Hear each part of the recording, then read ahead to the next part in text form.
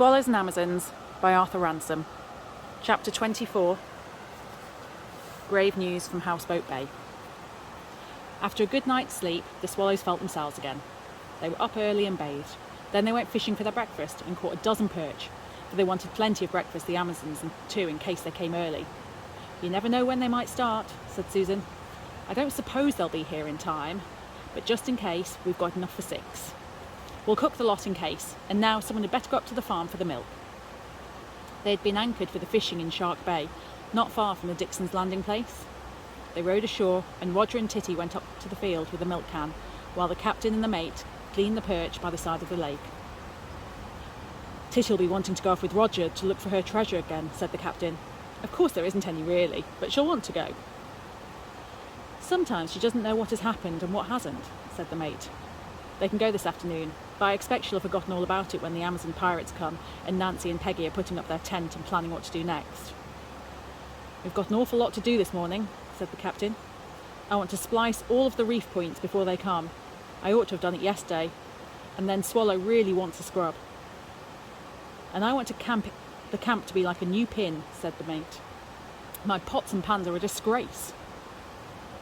By the time the perch were all cleaned and laid out in a neat row in the bottom of the boat, Roger and Titty came back with the milk. "It's too bad," said Titty, as soon as she was near enough to talk. "Captain Flint's been at it again, worse than ever.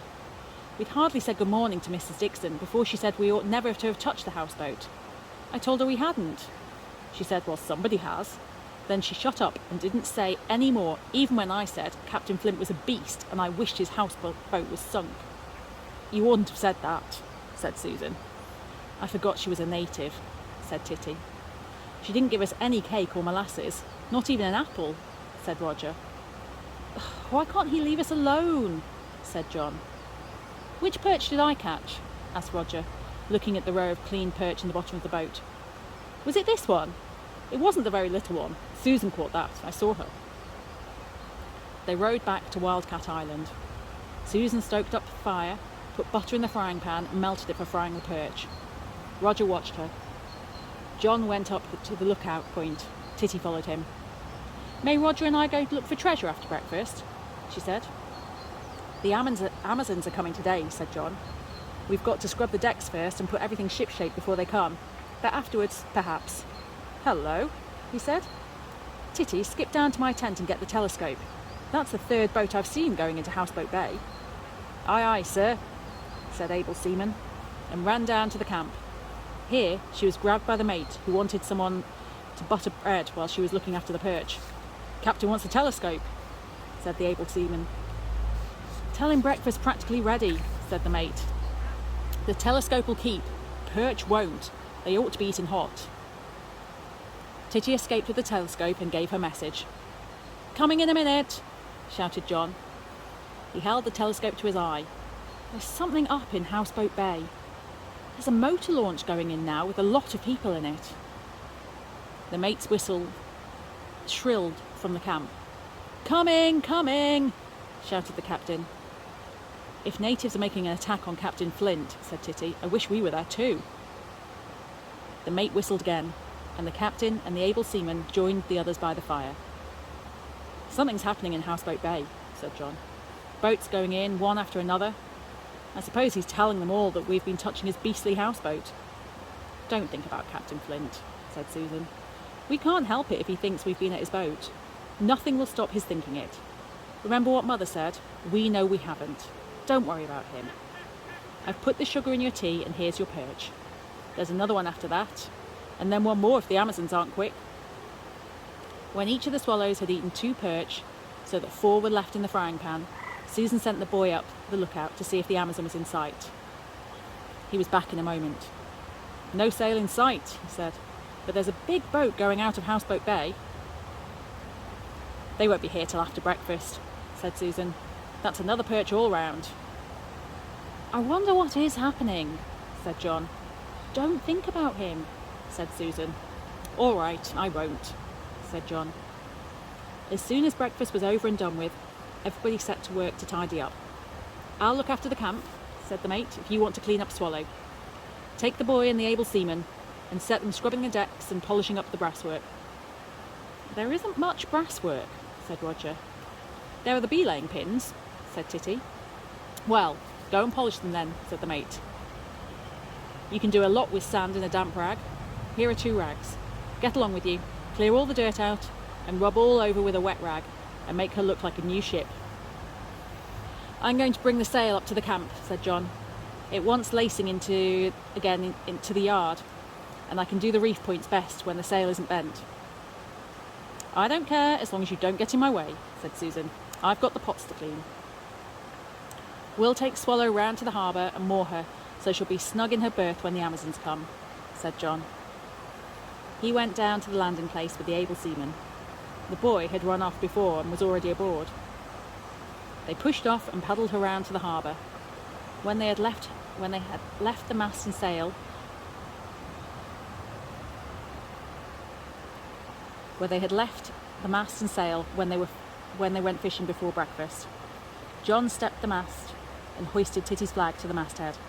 The boy and the able seaman stayed aboard to do their polishing and cleaning abroad.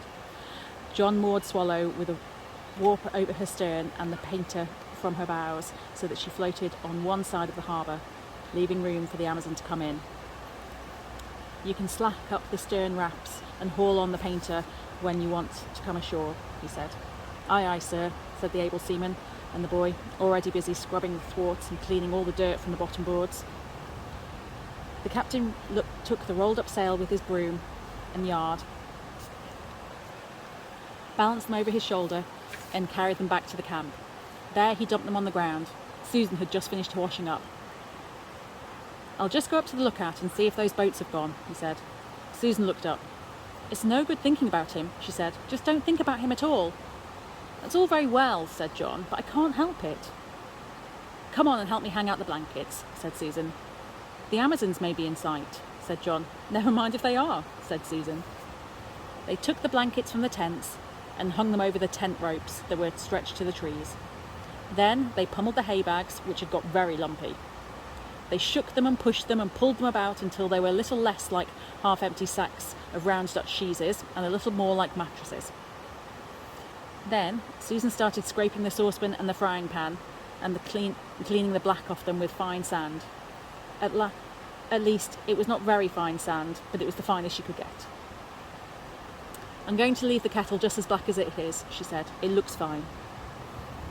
John spread the sail flat out on the ground, undid the lacings, and freed it from the yard and the boom. He settled down with some fine stuff, thin string, to finish off the ragged reef points with neat splices, cutting the frayed edges away with his knife.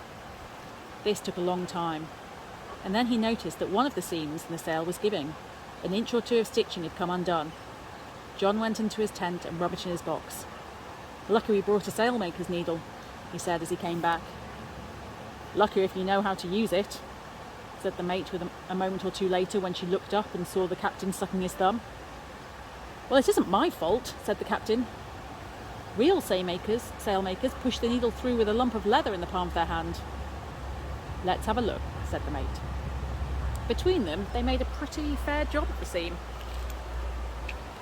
John's reef points were very good indeed. If life was only splices, his father had said to them a year before, he would have nothing left to learn. With Susan's help, he stretched the sail along the yard and began to lace it. They were both so intent on this that they saw nothing of a boat that pulled into the landing place until they heard a scrunch on the beach. They looked up to see a large policeman in his shirt sleeves pulling in the oars. He got up, balancing heavily, and stepped ashore. Then he picked up his coat, which was lying in the bow of the boat, and walked straight up to the camp. It was very hot, and as he walked, he struggled with his coat until at last he got out of it a big red handkerchief with which he mopped his face. He looked down on the captain and the mate. Good morning, said John politely. Morning, said the big policeman. Busy? Yes, rather, said John. Cooler work than rowing in this weather. Have you come a long way? Asked Susan, who was wondering what she could give him to drink. Aye, said the policeman, I have. And what might you be doing here is what I want to know. This is our camp, said John. Won't you sit down and rest yourself? I'm sorry we haven't any beer, but there are 1 or 2 bananas still left on that tree. The policeman grunted and did not say thank you. With another struggle, He pulled a notebook and pencil out of his coat. "Name and address, please," said the policeman. "My name is John Walker, and this is our address," said John. "Walker, John," said the policeman, writing. He mopped his face again. "Address?" "Here." "Where?" "Here." "That won't do," said the policeman. "Where do you live?" "In these tents." The policeman walked around to the tents and looked into them. Susan protested. "We haven't made our beds yet," she said. Just then there was a cheerful noise of whistling from the other end of the island. "Any more of you?" said the policeman. "Lots," said John. "Now look here," said the policeman, "and answer me straight. When did you go aboard Mr. Turner's houseboat?" "We've never been near it," said John, "except once when I went to talk to Mr. Turner." Come, said the policeman. "That won't wash at all. Why, the mess it's in." "Sammy!" A clear, ringing voice made the policeman turn around sharply. "Sammy, I'm ashamed of you. If you don't go away at once, I'll tell your mother." "I'm sure I beg your pardon, Miss Ruth," said the policeman, turning redder than ever. "I thought they'd know something about the burglary if anyone did. Seeing they'd been at the houseboat before, I had no idea they were friends of yours." "Of course they are," said Captain Nancy, coming into the camp and dumping a bundle of tent poles. "They never had anything to do with Uncle Jim's houseboat. You go away back to Uncle Jim and tell him so. Or shall we take his boat and keep him prisoner?" she added, turning to John. No, don't do that, Miss Ruth," said the policeman. "Not today. I've got to row down to the foot of the lake." Peggy Blackett came along the path from the harbour with a huge white bundle on her shoulder, followed by Titty and Roger with blankets and a bundle of fishing rods. "Hello, Sammy," she said. "What are you doing here?" "It was all a mistake, miss," said the policeman. "Run away, Sammy, and don't make those mistakes again," said Nancy. The policeman went down to his boat and pushed off. "Oh, Miss Ruth and Miss Peggy," he begged, "don't say anything to Mother." "All right, Sammy, not if you're good." He rowed away quickly. "What did he want?" said Titty. "Why was he frightened?" said Roger. "Did you know him?" asked Susan. "Of course we did," said Captain Nancy. "His mother used to be my mother's nurse. And she was our nurse too when we were very young. He's our policeman. He isn't afraid of anybody except his mother. And us, of course. I say, you know what's happened?" "What?" "You know that message the old Billies gave you to give to us about telling Uncle Jim to put a padlock on his houseboat? Well, they were right. Uncle Jim's houseboat has been burgled," said Peggy. "I knew something had happened when I saw all those boats going in there this morning," said John. "The other pirates attacked Captain Flint's ship while he was away," said Captain Nancy. "He had gone, you know, when you said he had. We were wrong. Those lights we saw in the houseboat when we were sailing down there in the dark weren't his. They belonged to the burglars, to the other pirates. At that very moment they were about to fell work." "Someone else saw those lights too," said Peggy. "The motorman who knew that Uncle Jim was away. So in the morning he went to see and found the cabin door swinging open and the whole place upside down. He came over to tell Mother, and Mother sent a telegram to Uncle Jim. He got here last night and went to his houseboat, but everything was in such an awful mess he came back with his parrot to our house to sleep. He was raging mad," said Nancy, "and the parrot was too cross to talk." "Sometimes he was mad, and sometimes just grumpy," said Peggy. "He said he wouldn't have minded if they'd taken anything he had, except what they did take. They've taken his old cabin trunk with his typewriter in it, and the book he's been writing all summer. The book he's been writing so that he couldn't be one of us like he used to be. He said he supposed they took it because it was heavy. He didn't know what else they'd taken, but they'd emptied all the lockers out on the floor and pulled everything in the boat to pieces. Worse than the spring cleaning, he said it was. Sometimes he was just miserable and saying nothing at all, and then other times he would start raging about the lake being covered with buoys and about you. He always thinks it's us," said John. "I was going to tell him that it couldn't have been you that night," said Nancy, "because you were up the Amazon River when we saw the light on the ship, but Peggy nudged me just in time, and I remembered that we were in bed that night, so I shut up. I began to think it was a good thing we'd already got leave to camp with you. Any minute someone might have told us not to. They were all in such a stew. So, We slipped off and stowed our things in Amazon last night and hid her up the river. And then this morning we lay low until Uncle Jim had rowed back away to his houseboat. When we did start, there wasn't much wind, or we'd have been here before. We had to row through the islands, and then we waited for a bit, watching all the boats and taking people to Houseboat Bay to see the burglary. You got back in time yesterday morning, said Susan. It was a near squeak, but we did, said Nancy. We just had time to get into bed with our clothes on when they came banging at the door, said Peggy. I say, said John, were they burgling the very night of our war? Of course they were, said Nancy. I told you, we saw their light in the houseboat. If only we'd known, we could have captured a lot of them and made Uncle Jim our grateful slave forever. Then perhaps Titty really did hear something that night, said John.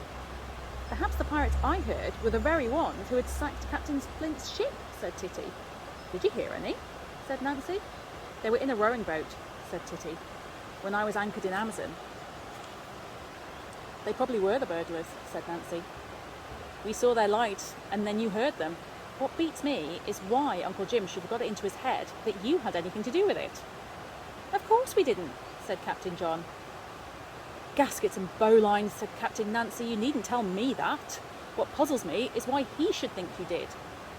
Captain John was very uncomfortable. He didn't believe me when I told him I hadn't touched his houseboat that time when I went to tell him what the charcoal burners said. But why wouldn't he believe you? Well, said Captain John, look here, Captain Nancy, it really doesn't matter.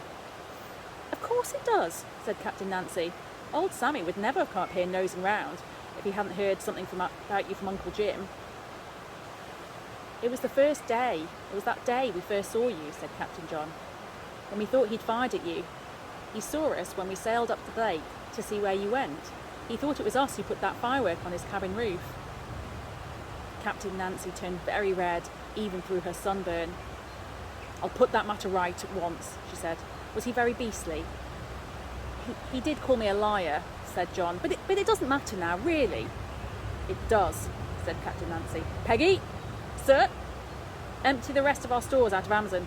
Take the mast and sail out of her and bring her round to the landing place. Mr. Mate, Captain John, have you got a pencil and a bit of paper in the camp? I'll want a scrap of charcoal out of your fire. Captain John went into his tent and brought out the exercise book and pencil. Captain Nancy lay on the ground and wrote for some minutes, sucking her pencil between each word and pressing very hard. Twice she broke the point of her pencil and had to sharpen it again. I suck it to make it good and black, she explained, noticing that Susan watched her with surprise. Titty and Roger stared at her open-mouthed. When she had done, she got up and took a bit of charred wood from the fire. She tore out the sheet on which she had been writing and smeared the back of it with burnt wood. Then she folded it up and put it in the pocket of her shirt. Boat ready, sir, called Peggy from the landing place. I'll be back soon, said Captain Nancy. But what are you going to do? Asked John as Nancy pushed off. Tip him the black spot, said Nancy, and rowed, rather splashingly, away.